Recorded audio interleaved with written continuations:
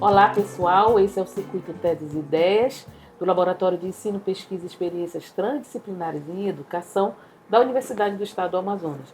Eu sou a professora Egle Vanzler, sou professora de História da Educação, da UEA e da CEMED, e eu vou fazer a minha autodescrição. Eu sou uma mulher gorda, de pele branca, cabelos grisalhos, estou vestindo uma calça preta com uma camiseta preta também e um bolero estampado de verde claro. Na nossa conversa de hoje, eu trouxe para essa conversa a professora Jaci Alice Grande Odani, né?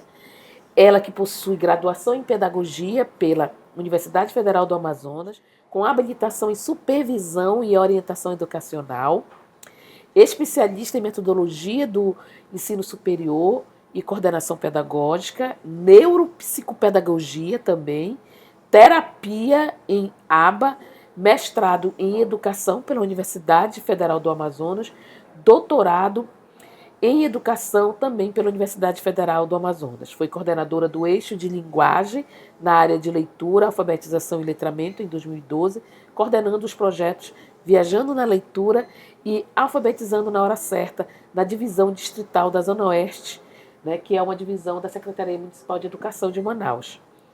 Foi assessora pedagógica do ensino fundamental na divisão distrital da Zona Oeste. Foi formadora de professores no grupo Alfabetização e Letramento, também da divisão profissional do magistério da nossa DDPM, e atualmente atua na gerência de educação especial da CEMED. Jaci defendeu sua tese em 2022, cujo título é Educação Inclusiva na Primeira Infância em Creches Públicas. Isso. Seja bem-vinda aqui, obrigada. Professora Jaci Alice. É um prazer te receber aqui nesse espaço do Circuito Teses e Ideias. Eu que agradeço o convite, é muito bom estar aqui falando de um tema tão importante, né, como inclusão na primeira infância, e estar com você, que é uma pessoa que eu amo demais. A gente se conhece há muito tempo. Sim, né? sim. Temos muito amigas obrigada. em comum, amigas que partiram, né? Enfim. Jaci, tem algumas questões que eu li a tua tese, em primeiro lugar, parabenizar. Obrigada. Que tese linda, né? Sim. Nós sabemos o quanto é desafiante, né, para a escola e para o corpo docente da escola de modo geral trabalhar um currículo incorporado pela inclusão de pessoas com deficiências e outros transtornos, né, como autismo, TDAH e muitos outros ali. E vários, né, são os fatores que interferem, muitas vezes determinam as escolhas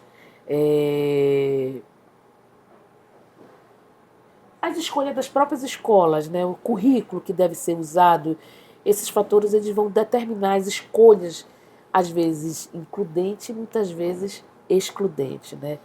Então eu gostaria de saber primeiro de ti quais foram as tuas motivações pessoais e profissionais para trabalhar esse tema no teu doutoramento.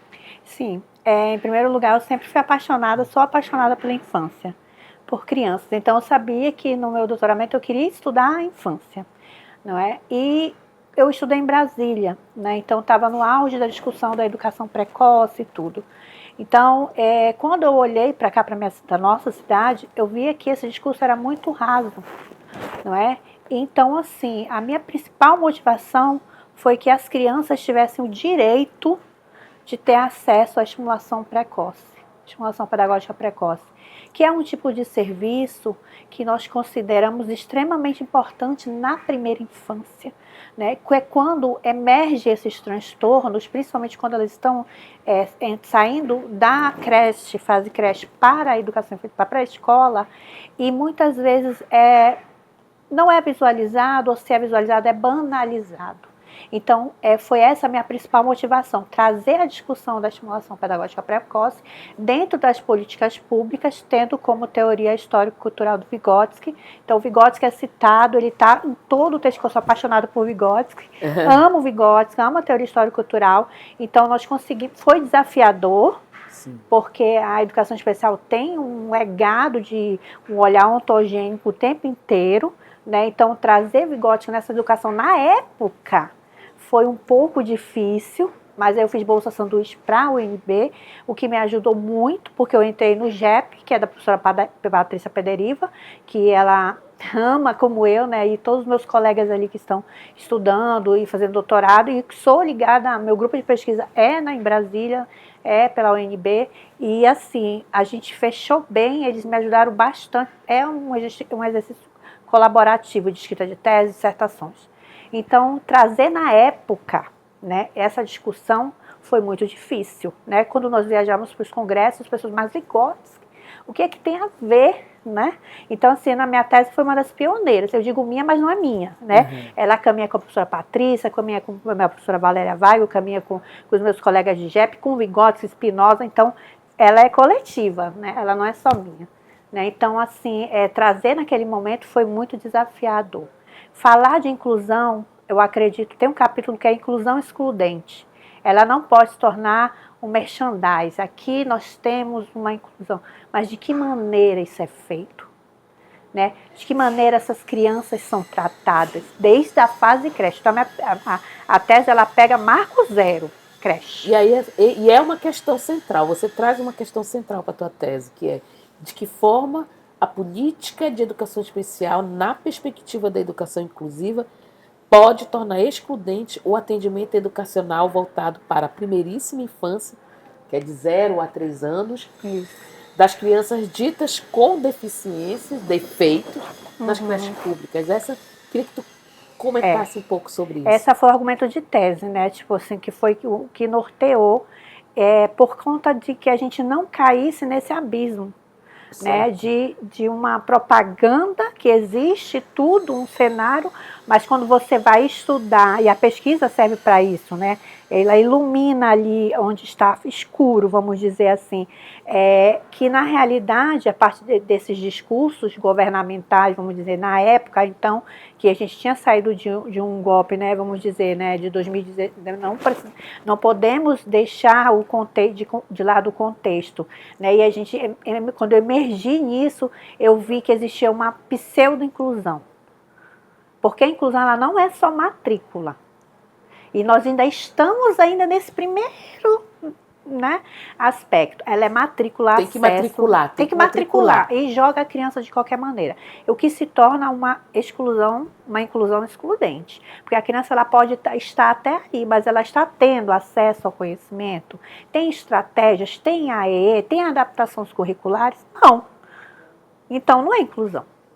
Né? E a tese, ela passa um marco temporal de 10 anos. Para te ter noção, para eu ter acesso aos dados, eu tive que ir de creche em creche. Porque os dados oficiais não estavam batendo com os dados reais. Sim, então eu tive que ter um trabalho o trabalho do pesquisador é atrás da verdade, né? Então eu tive que ir atrás e aí sim os dados da tese, dentro desse marco de 10 anos são reais e nós atendemos na época 0,001%. É triste. Tanto que no capítulo do livro, né, a gente já olhei, já houve uma pequena melhora. Não, mas não é algo, são mas números imagina, que não são bons. No universo, né, Jaci, num universo de quase 400 mil crianças, né, nesse estado do Amazonas, no universo onde tem não sei quantas mil salas de aula, todas essas salas de aulas hoje elas estão matriculando pessoas com deficiências e pessoas com diversos transtornos, né, globais de desenvolvimento. Então nunca alcança, porque os dados eles não a gente, né, eu falo isso porque a gente está em escolas e os dados disso, aqui tem 80 e pouco alunos matriculados, mas quando a gente vai lá tem 160. Né? Então isso é uma situação. Seguindo então os objetivos da tua tese, aliás, eu aproveito para parabenizar a tese dela, que é linda, é uma escrita linda, aconselho todo mundo ler, né? E que medida a gente consegue, de fato, seguir as determinações legais, internacionais e nacionais que orientam uma educação inclusiva. Você traz isso como um dos seus objetivos. E como a gente pode articular essa agenda nacional, né? Agenda internacional também, com currículo vivido e sentido na escola. É importante lembrar que a inclusão ela é um paradigma. Ela não é uma escolha. Eu escolho aceitar. Não, não é isso. Somos iguais e diferentes. E a escola é um espaço da diversidade. Não tem como negar isso. Sim. Mas a gente vive um movimento contra isso. De ainda tentar padronizar as crianças. Né? Tem que pensar desse jeito, falar dessa forma. Isso aí que traz, acho que é o segundo capítulo da tese, que fala da roda né, aquela roda da infância, a cultura da rejeição. Então, o problema é como eu posso dizer, cultural. Né? Quando uma professora fala, eu não quero aquela criança, dói na alma aquilo ali. Entendeu? Então, assim, a gente possibilitar que a agenda internacional se cumpra é um processo muito grande. E eu quero salientar que depois dessa tese nós tivemos uma lei que foi aprovada. Foi a primeira lei, que tem o nome da minha filha, que faleceu, e o meu Dani, que é a primeira lei do Brasil. E eu digo isso não com orgulho. Eu digo isso porque que vai falar sobre a estimulação pedagógica precoce dentro do ambiente creche. Porque nós lidamos com pessoas que não têm condições de estar indo em médico, de estar indo ali e aquilo, em 10 terapias ao mesmo tempo. A gente não tem condições, Egle. Então, assim, quando a gente traz, olha, que seja feito no contraturno, no AE, que é o atendimento educacional especializado, a estimulação pedagógica precoce, que não é reforço, é tipo a criança não fala, ela não é oralizada, ela vai aprender a falar. Porque nós estamos no principal momento, é o momento crucial de desenvolvimento humano, que é a primeiríssima infância, que é banalizada e que não deve ser banalizada, que é onde o cérebro explode, por causa da neuroplasticidade. Então a gente está com tudo na mão, é como o Vygotsky fala, basta instrumentalizar para desenvolver. Então, instrumentalizando há o desenvolvimento. Então, essa é a fase principal, se estende até os 5. Então, quando a gente trabalha isso lá na frente, nós vamos ter os problemas que nós estamos tendo. Né? De um grande índice de evasão, um grande índice de rejeição. O que dói também, nós educadores ouvimos esse tipo de fala.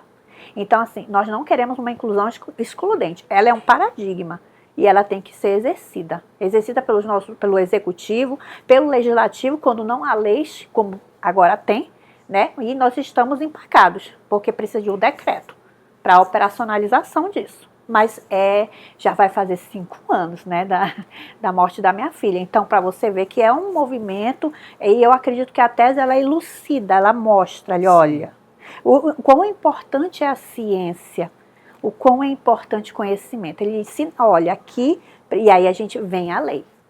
Né? Então, eu ainda estou nesse movimento. Tem muita confusão, né? Que você fala de estimulação, né? Precoce.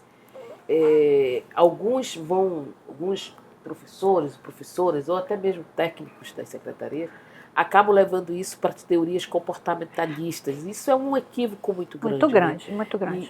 E atravanca a escola de uma tal forma, porque não é o comportamento que está em jogo, né? É o estímulo em si, como que ele vai sendo proposto por escola. A gente vai dar aqui um intervalo de 5 minutinhos, daqui a pouco voltamos, tá bom?